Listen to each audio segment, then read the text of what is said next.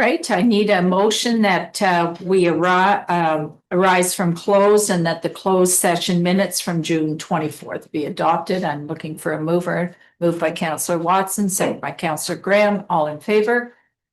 Thank you. And we will now move to Keziah for a number of reports.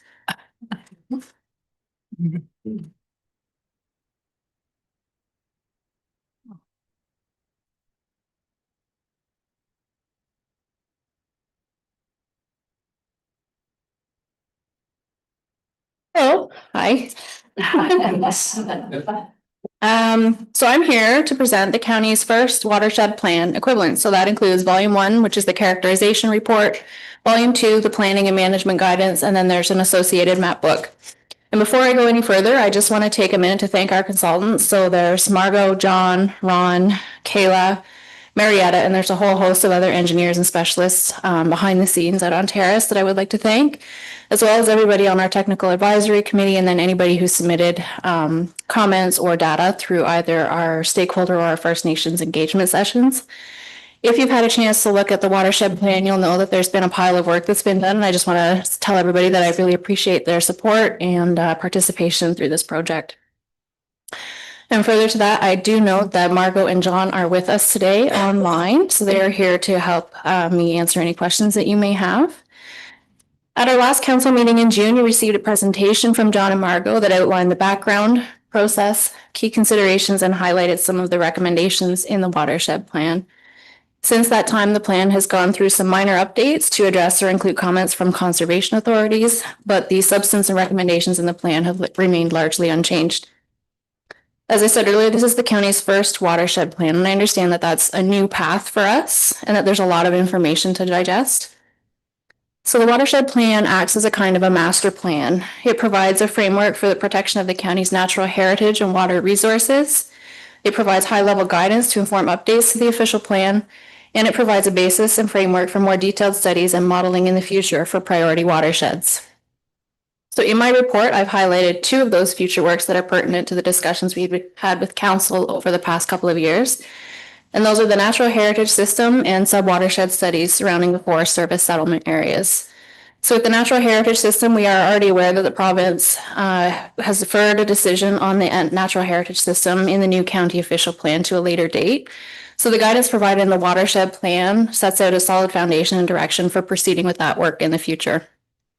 And as for future watershed study or sub-watershed studies, the watershed plan provides a prioritization of settlement areas based on current information and provides guidance and a general terms of reference for those studies.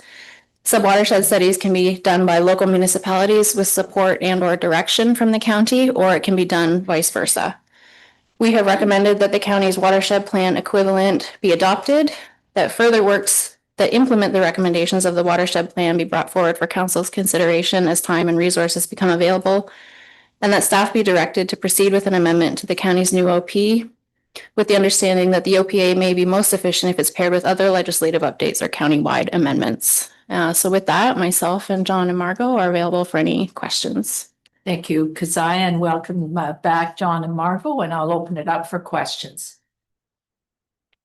And I see, yes, Councillor Huntley.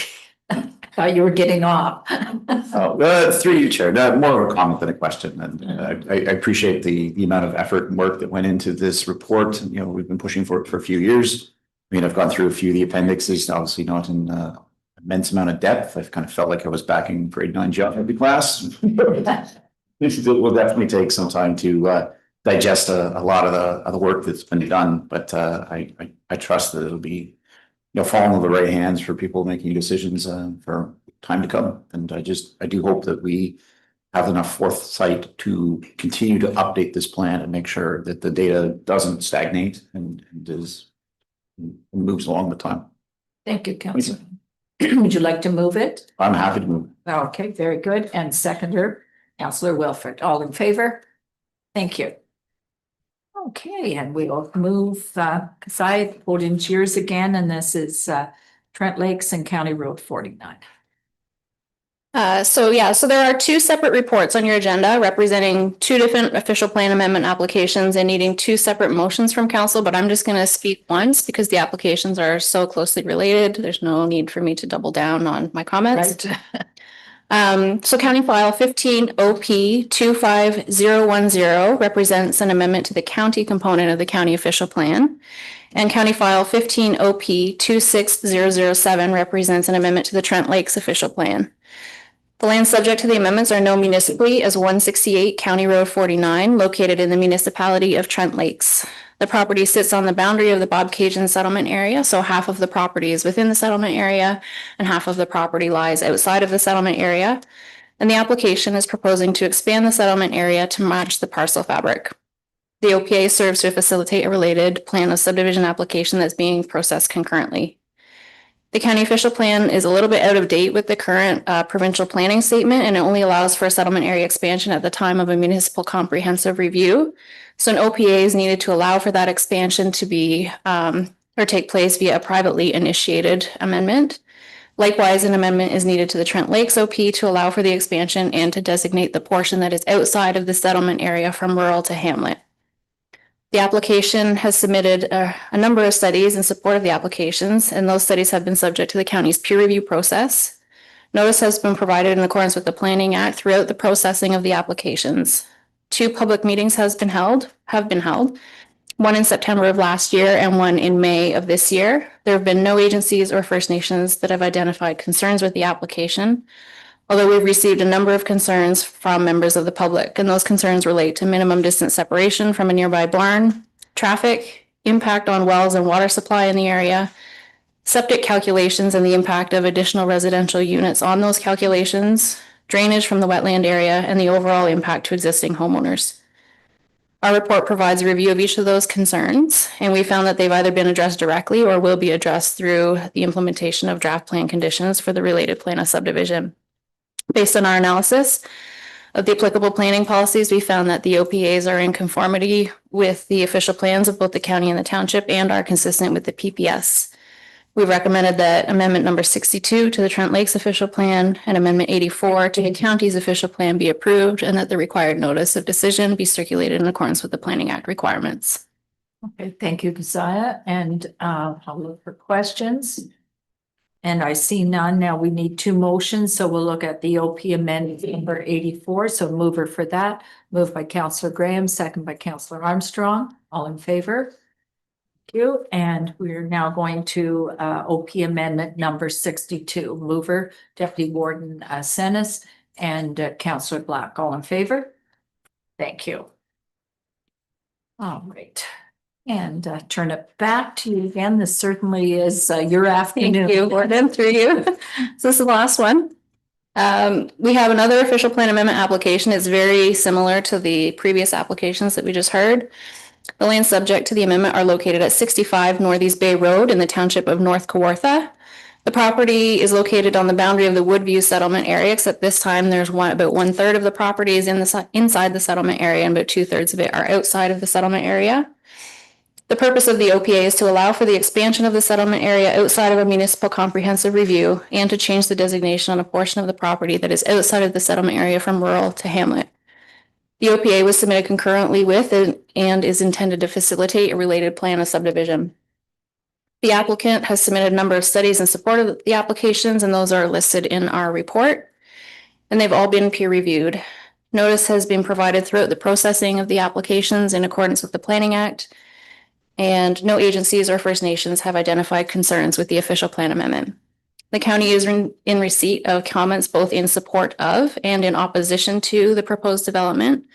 And the concerns that we've received relate to impact on water supply and wells on neighboring properties, traffic, loss of the quiet rural nature of Woodview, lack of services for new residents and low economic benefits to the community, and environmental impacts. So the technical report in your agenda package includes a review and consideration of those concerns, and it's our opinion they've either been addressed through technical study and peer review process or can be addressed through the draft plan conditions. Again, based on our analysis, we found that the OPA is in conformity with the official plan and is consistent with the PPS, and we've recommended that the application be approved and notice of decision be circulated in accordance with the Planning Act. Thank you, Keziah. Any questions regarding this? And if not, just a motion for OP amendment number 80, please. Mover, Councillor Whalen, and seconder, Councillor Graham. All in favor? Thank you. Does anyone have a notice of motion to put on the floor? I see none. And announcements, I will just start out by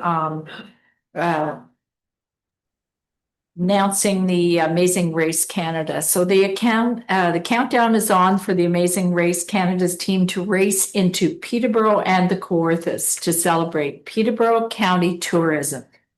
Is working with the municipality of Trent Lakes to host a free live viewing party at Odenang, I'm pronouncing that wrong, Odenang Park in Buckhorn on Tuesday, August 11th, the day that episode 5 airs on CTV. The Ontario Turtle Conservation Centre in Duro-Dummer, who are also featured in this episode, will be attending with their Ambassador Turtle program and volunteers beginning at 8 p.m., followed by the live broadcast at 9. Council, staff, residents, and visitors are invited to join us at 1922 Lakehurst Road in Trent Lakes as Peterborough County takes the national stage. That's very exciting. All right. And Councillor Amiot, you have an announcement. First. I'm sorry. Sorry. No problem. Go ahead, Councillor Burt. Okay, that's okay. Thank you. Just a couple of things. You know, the Norwood Fair is just around the corner because this Sunday, August 9th, our Fair Ambassador competition happens at 2 p.m. at the community center. And then just a reminder, you've likely seen this or have this in your calendars. Sunday, August 23rd, Peterborough County Ag Wall of Fame will be happening at 2 p.m. at the Lang Barn, and 4 very deserving recipients this year. Carolyn and the late Dave Breckenridge, Squirrel Creek Farm, Elmer Buchanan, Frank and Julia Hoftizer, and Mona and the late Ken Humphreys. So thank you. Okay, that's great. Councillor Amy. Thank you. And through you, actually, it's just a bit of additional information that I wanted to add to Keziah's presentation of her report with respect to the OPA that was approved for North Kawartha. I know lots of my colleagues here that you guys have lots of developments going on over the years. This is the most significant housing development in North Kawartha, probably since Apsley was developed on McFadden Road back in the late 70s and early 80s. It's a huge thing for our community. There was a lot of input back and forth, but it's big. And I think it was well thought out. I think it's well done. And now that gives me full license to go and talk to the board about expanding our school, because we're going to have to. It's all bursting at the seams, and this coming along is going to make it even more of an issue. But just thanks very much. It's a big deal for North Kawartha for sure. Thanks. All right, no further announcements. I will turn it over to our clerk to read the bylaws, please. Okay, on today's agenda, we have 4 bylaws. Bylaw 2026-27 is the borrowing bylaw for 2027. 2026-28 is the OPA number 92. 2026-29 is OPA 84, and 26-30 is OPA 80. All right, we just need a mover and seconder for those. Councillor Martin and Councillor Black, all in favor? Thank you. And our confirming bylaw, mover and seconder for that, Councillor Armstrong and Councillor Amiot, all in favor? Thank you. And our adjournment, Councillor Nelson and Councillor Huntley, all in favor? Thank you.